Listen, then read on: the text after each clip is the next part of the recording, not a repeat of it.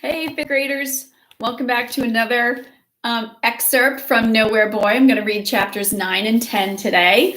And when we left off yesterday, we learned that Max is being encouraged to sign up for scoots, or as they say, or scouts, and then he would make some friends, and he's kind of dreading it.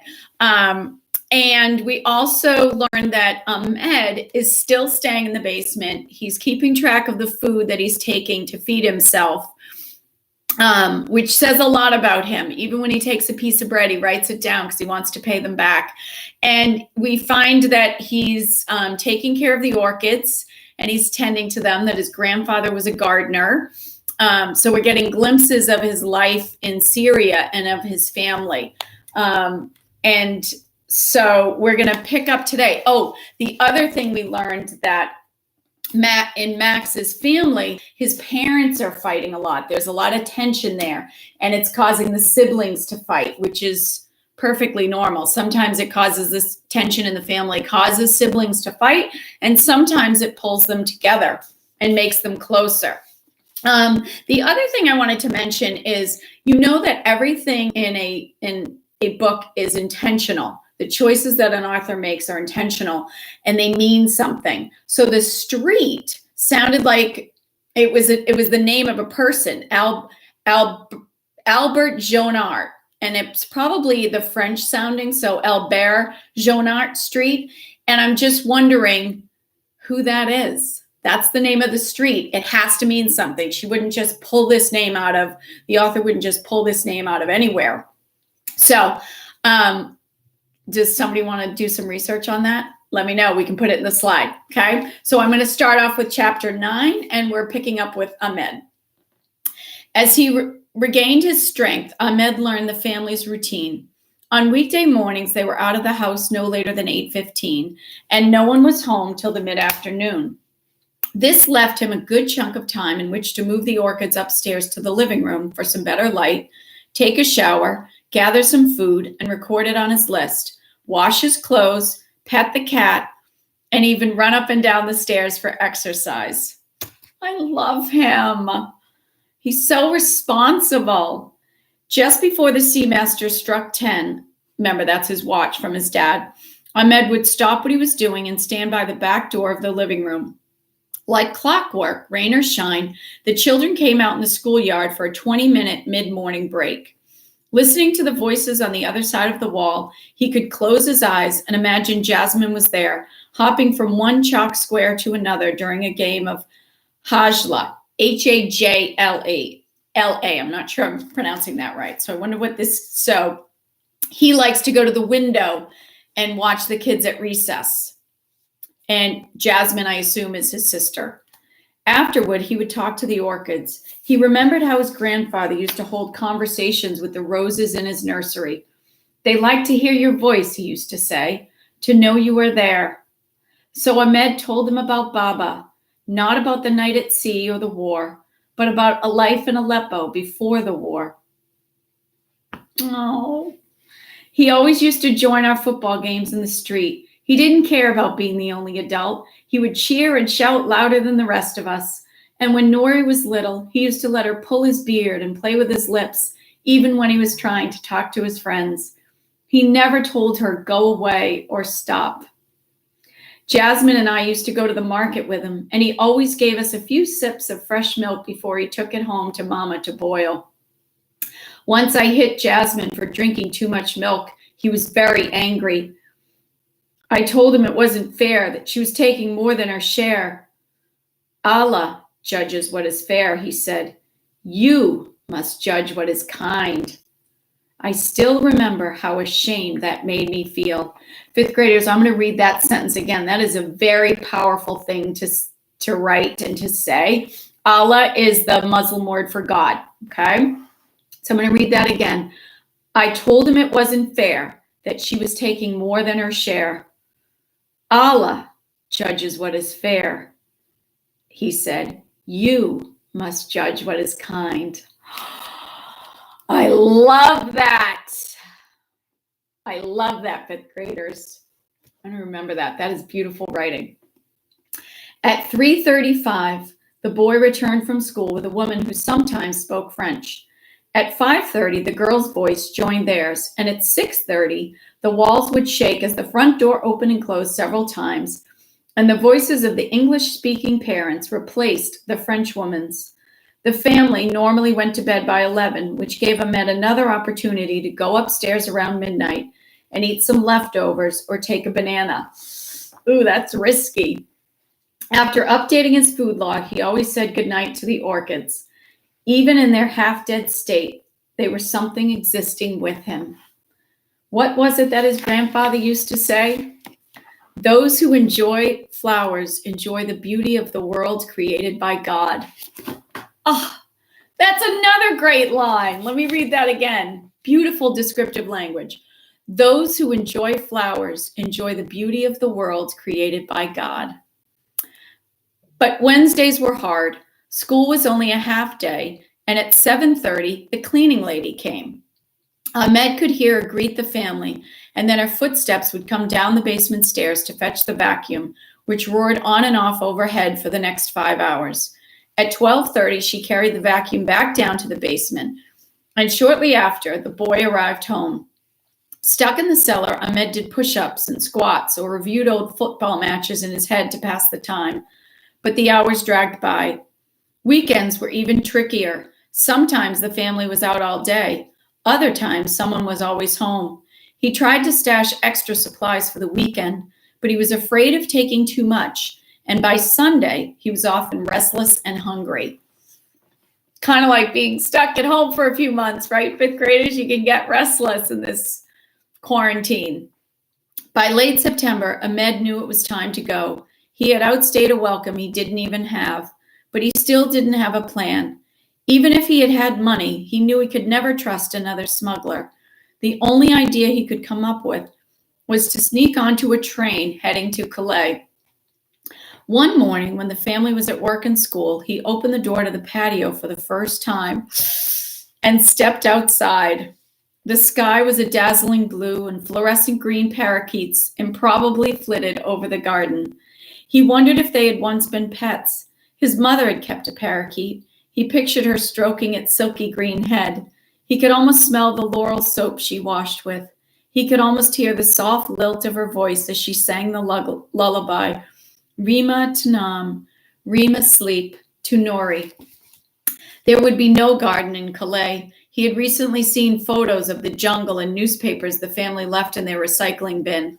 So the jungle is where the refugees go when they're in Calais. It appeared far worse than Park Maximilian. Tents packed into muddy, garbage-strewn fields between a highway and the edge of the city, and people cooking over open fires. With winter coming, the conditions would only get worse. Amed imagined sleeping outside and shivered. It had grown colder since he had last been out. He didn't even have a jacket. He hadn't needed one in the summer. What if he stayed in the cellar through the winter? It's a stupid idea, he told himself. Someone will catch me. But he'd been hiding in the cellar for a month, he reminded himself, and no one had. He began to think about the idea more practically. He'd need his own store of food, especially for the weekends, and money to pay for it. There had to be solutions to these problems. The shouts of the school kids erupted over the wall. Remember, we were wondering why the author placed that house so near the school. Amed knew it was just their recess, but it seemed like a sign. What was it Baba had once said to him as they'd walked home from Friday prayers at the mosque? It had always been their special time together, when his father talked to him like he was already a man. When there is no way, Allah will make a way. I like that too. When there is no way, God will make a way. Chapter 10. We'll pick up with Max. The pimply teenage scout leader pointed at Max. Et toi? And you? Max could feel the other boys looking at him. They were sitting in a circle in one of the gray, damp forests outside of Brussels, and he was supposed to choose a spirit animal. But his mind had gone blank. It was hard enough coming up with goofy stuff like this in English, but in French, it was impossible. He didn't know how to say any cool animals. Eagle, mountain lion, bear. Crapaud, Oscar shouted. The other boys tittered, and Max felt his face turn red. He had no idea what animal a crapo was, but he was sure it wasn't a compliment. Tote, the pimply scout leader said, poking his tongue in and out at Max. Toad, Max muttered. He wished Inspector Fontaine had never showed up at his house. The scoot meeting lasted 5 hours every other Sunday. Oh my goodness. That's a huge chunk of time, fifth graders. A major chunk of Max's weekends. The uniform was dorky. He had to wear a red and green scarf, a royal blue Oxford shirt, and Bermuda shorts, no matter how cold it was. Bermuda shorts, fifth graders, are long shorts that go almost to your knee. He had to sing a bunch of goofy songs he couldn't quite understand, but that seemed to have something to do with promising to be friends and help his fellow scouts, which was impossible with Oscar as one of his troop mates. Remember, he was dreading that Oscar would be in the group. He's like, I don't want to do it. Poor Max. 3 hours later, Max stumbled out of the woods and collapsed into the passenger seat of his family's new Volvo. Drive, he ordered. His father obediently hit the ignition with a grin and pulled back onto the road. The sun was streaming through a break in the clouds, but the bruise-colored ones blowing in told Max it wouldn't last long. That was Belgium. The weather was always changing, usually for the worse. Hey, that's what they say about New England. It's kind of true. So you loved it? Max unplastered his head from the window and glared at him. This place sucks. Can we just go? Sorry. This place sucks. Can we just go home? We're going home. I mean home to America. Come on, Max. It can't all be awful. Well, it is. School, Madame Pauline, scoots, everything. His father didn't try to argue him, which was a relief. He just drove. The forest gave way to a fancy neighborhood of grand homes and embassy residences. They passed a fussy, over-manicured park and rejoined the tram lines. A drop of rain splattered against the windshield. A minute later, it began to pour. His father turned on the wipers. Max, have I told you what I'm doing at work these days? His father said. Max shook his head. He'd been so focused on his own life that he'd never asked. Something called resilience plans. According to the NATO Charter, every country needs to have a plan for how to help itself in case it's attacked until allies can step in. Remember, allies are friends. It's important for every country to be resilient in the face of adversity, to fight on, not just give in. Fifth graders, I'm reminded of our situation right now that we're in. We're in a worldwide pandemic. Our countries we're in a pandemic. That means worldwide. And our country is in a health crisis right now, and we're trying to be resilient and get through it, right? And different states have different plans. And you guys are being very resilient, I might add. Max bristled. So I'm supposed to be resilient? All I'm saying is that you can't let a few problems set you back. This is not a few problems. Okay, big problems, then huge ones. Look at the Belgians. During the First World War, the Germans invaded them with an enormous force. Not only did the German army have 10 times the number of troops, they also had machine guns and mustard gas and zeppelins, weapons that the Belgian army had never encountered before. The Belgians should have been wiped out in weeks, but they fought for years, harder than anyone expected. They even flooded their own land to keep it from the Germans. I'm thinking of Number the Stars, where they blew up their own navy so that the Germans couldn't get it, right? In Denmark. Water as a weapon, like something out of Aquaman. Max was tempted to ask more about this. He loved talking to his dad about military history. Back home, they had toured Civil War battlefields together, but he was too angry to give him the satisfaction of showing interest, so he just turned on the radio. An old American song, Sitting on the Dock of the Bay. That's a good one. Sitting on the dock of the bay. Sorry, I'll stop there. Watching the clouds roll away. Sorry. Sitting on the Dock of the Bay was playing, and it made Max even more homesick. His father had some nerve to suggest that his attitude was the problem rather than his parents' lousy decision to come to Belgium in the first place. The next afternoon, he scratched away with his fountain pen, Max decided to ask Madame Pauline about the Belgians' defensive flood. Did it really happen? Max knew it had. His father wouldn't make up something like that, but he also knew acting doubtful would rile up Madame Pauline even more, distracting her from dictée, from his spelling. Of course, Madame Pauline stared at him indignantly. The Yser was a low-lying region. When the situation became desperate, the Belgians opened the canals and flooded the German trenches. We Belgians have always fought fiercely. Even during World War II, there was always a resistance movement. Max sensed an opportunity to keep her talking. How about here in Brussels? In Brussels especially, consider the name of your street.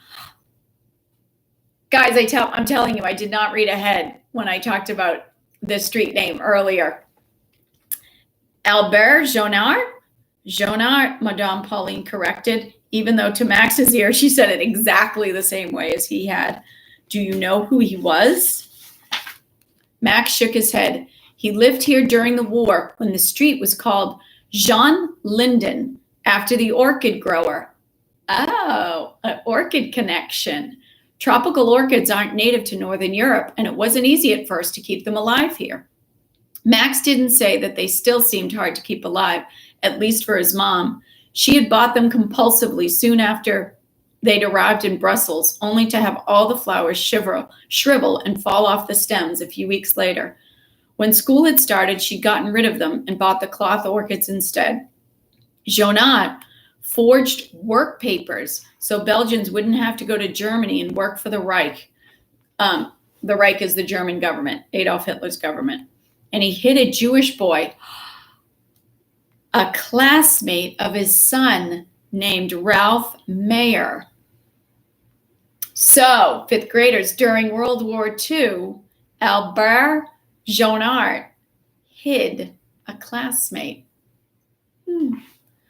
What's the parallel story? Who's hiding now? Ralph was the only child of a Jewish couple who had fled to Belgium from Germany during the 1930s. When the Germans invaded Belgium, Ralph's father asked Jonard to protect the boy, so Jonard hid him in his house. Like Anne Frank, Max said. He had read her diary the previous year in school. How old was he? I'm thinking too. Of course, you're thinking of Number the Stars, right? I don't know exactly. Not much older than you. Maybe Claire's age? Jonard's son, Pierre, and Ralph were classmates at Collège Saint-Michel, the secondary school. That means a high school, even though it says college in the name. What happened? The Gestapo found out and arrested Jonard. They sent him to prison, then to a labor camp in France. Oh, where he died. It's why they renamed the street after him. Oh, how tragic and how brave that he did that for his friend. Ralph must have died too, probably in a concentration camp like Anne, Max thought. The story was so sad that Max almost wished he hadn't asked about Albert Jonard.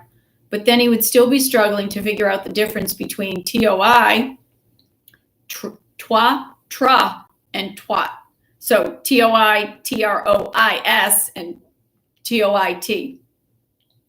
Did he live here at number 36? Madame Pauline shook her head. He was at number 50. Max wondered where Albert Jonard had hidden Ralph. When they'd moved into this house, Max's father had shown him a wing of unfinished rooms behind a door off the basement, including an old wine cellar. It was too damp and mildewy to use, even to store the moving boxes, which his parents had instead stacked up outside it. But it seemed like the kind of space where you could hide someone. He opened his mouth to ask, but Madame Pauline was on to him. Enough, Max, she said firmly. We need to get back to dictée. Oh no, fifth graders. Do you think he's going to check it out now and explore in the basement? Let me know. You can answer that in the shared drive and respond to somebody else's, and I'll post today's question. Okay? Bye, sweet kids.